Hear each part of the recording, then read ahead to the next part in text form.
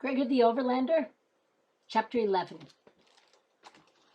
Gregor awoke from a fitful sleep. Images of blood-red rivers, his dad surrounded by rats, and Boots falling into the bottomless caverns had woven in and out of his dreams all night long. Oh yeah, and there was that warrior thing. He had tried to tell them, when Vicus had implied that he was the warrior in the prophecy of Gray, Gregor had actually laughed. But the man was serious. "You've got the wrong guy," Gregor had said. "Really, I promise, I'm not a warrior." Why pretend and get their hopes up? Samurai warriors, Apache warriors, African warriors, medieval warriors? He'd seen movies, he'd read books. He didn't in any way resemble any warrior. First of all, they were all grown up, and they usually had a lot of special weaponry. Gregor was 11, and unless you counted a 2-year-old sister as special weaponry, he'd come empty-handed. Also, Gregor was not into fighting. He'd fight back if someone had jumped him at school, but that didn't happen often. He wasn't all that big, but he moved fast and people didn't like to mess with him. Sometimes he'd step in if a bunch of guys were pounding on a small kid. He hated seeing that. But he never picked fights, and he wasn't fighting what warriors mainly did. Vicus and Luxa had listened to his protest. He thought he might have convinced Luxa. She didn't have a very high opinion of him anyway. But Vicus was more persistent. How many overlanders have survived the fall to the underland, do you suppose? I would guess 1/10. And how many survived the rats after that? Perhaps another 1/10. So out of 1,000 overlanders, let us say 10 survive. How passing strange is that not only your father, but you and your sister came alive to us, said Vicus. I guess it's kind of strange, admitted Gregor, but I don't see why that makes me a warrior. You will learn when you better understand the prophecy, said Vicus. Each person carries their own destiny. These walls tell of our destiny, and your destiny, Gregor, requires you to play a role in it. I don't know about this destiny thing, said Gregor. I mean, my dad and Boots and I, we all have the same laundry room. And we landed somewhere pretty close to you. So I'm thinking it's more of a coincidence. I'd like to help, but you guys are probably going to have to wait a little longer for your warrior. Vicus just smiled and said they would put it before the council in the morning. This morning now. Despite all of his worries, and he had plenty, Gregor couldn't deny a feeling of giddy happiness that shot through him periodically. His dad was alive. Almost instantly, another wave of anxiety would rush over him. Yeah, he's alive, but imprisoned by the rats. Still, his grandmother always said, where there's life, there's hope. Boy, wouldn't his grandma love it if she knew he was talked about in a prophecy. But of course, that wasn't him. That was some warrior guy who would hopefully make an appearance really soon and help get his dad free. That was his main goal now. How could he rescue his dad? The curtain pulled open and Gregor squinted at the light. Merith stood in the doorway. The swelling in his face had gone down, but his bruises were going to be there for a while. Gregor wondered if the guard was still angry with him. But Merith sounded calm. Gregor the Overlander, the council requests your presence, he said.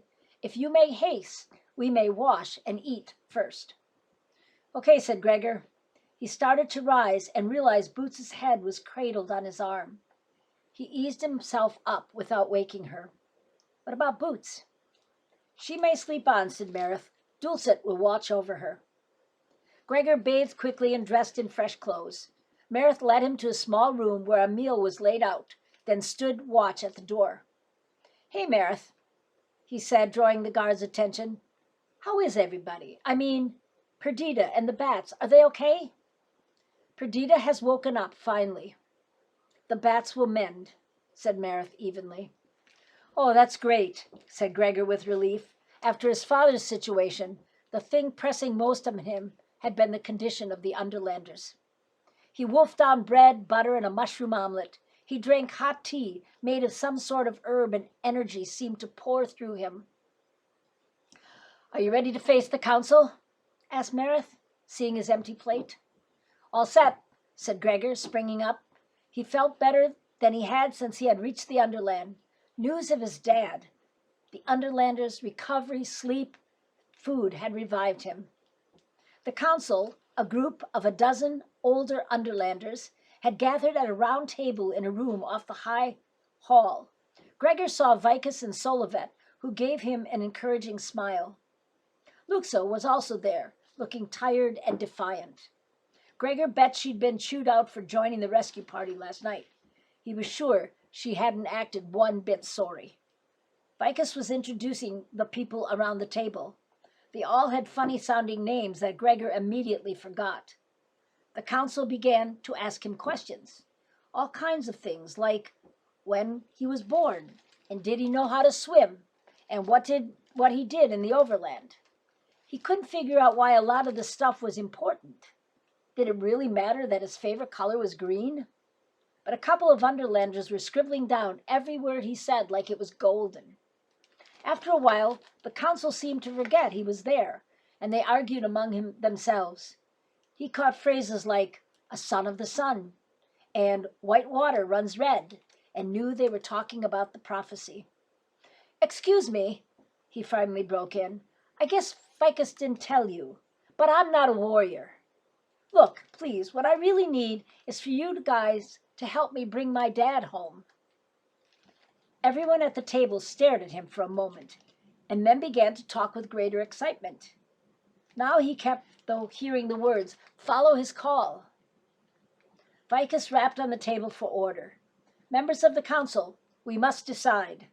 Here sits Gregor the Overlander. Who counts him the warrior of the prophecy of Grey? 10 of the 12 raised their hands. Luxa kept her hands on the table. Either she didn't think he was the warrior, or she wasn't allowed to vote. Probably both. We believe you to be the warrior, said Vicus. If you call us to help you regain your father, then we answer your call. They were going to help. Who cared why? Okay, great, said Gregor. Whatever it takes. I mean, believe whatever you want. That's fine. We must begin the journey with all haste, said Vicus. I'm ready, said Gregor eagerly. Let me just get boots and we can go. Ah, yes, the baby, said Solivet. And another round of arguments ensued. Wait, shouted Vicus. This costs much time. Gregor, we do not know that the prophecy includes your sister. What? Said Gregor. He couldn't remember the prophecy very well. He had asked Vicus if he could get in the room and read it again. The prophecy mentions 12 beings. Only 2 are described as Overlanders. You and your father fill that number, said Solivet. The prophecy also speaks of one lost. That one may be your father, in which case Boots is a second Overlander. But it may also be a rat, said Vicus. The journey will be difficult. The prophecy warns that 4 of the 12 will lose life. It may be the wisest to leave Boots here. From around the table came a general murmur of assent. Gregor's head began to swim. Leave Boots? Leave her here in Regalia with the Underlanders? He couldn't do that. It wasn't that he thought they'd mistreat her, but she'd be so lonely. And what if his dad and he didn't make it back? She'd never get home. Still, he knew how vicious the rats were, and they would be hunting him to the last rat. He didn't know what to do. He looked at the set faces and thought the Underlanders had already decided to split them up. Stay together. Wasn't that what his mom had always told him when he took his sister out? Stay together. Then he noticed Luxa was avoiding his gaze. She had intertwined her fingers on the stone table before her and was staring at them tensely. What would you do if it were your sister, Luxa? He asked. The room got very quiet. He could tell the council didn't want to hear her opinion. I have no sister, Overlander, said Luxa. Gregor felt disappointed. He heard a murmur of approval from some of the council members. Luxa's eyes flashed around the table and she scowled. But if I did, and I were you, she said passionately, I would never take my eyes off her. He said, thank you, but he didn't think she could hear him in the loud round of objections that poured from the council. He raised his voice. If Boots doesn't go, I don't go. The room was in an uproar when a bat veered through the doorway and crashed into the table, silencing everyone. A ghostly woman slumped over the bat, pressing her hands to her chest to stem the flow of blood. One of the bat's wings folded in, but the other extended at an awkward angle, clearly broken. Anshel is dead. Daphne is dead. The rats found Shed, Fanger, King Gorger has launched his armies. They come for us, gasped the woman. Vicus caught the woman as she collapsed. How many, Kida? Many, she whispered. Many rats. And she went limp. End of chapter 11.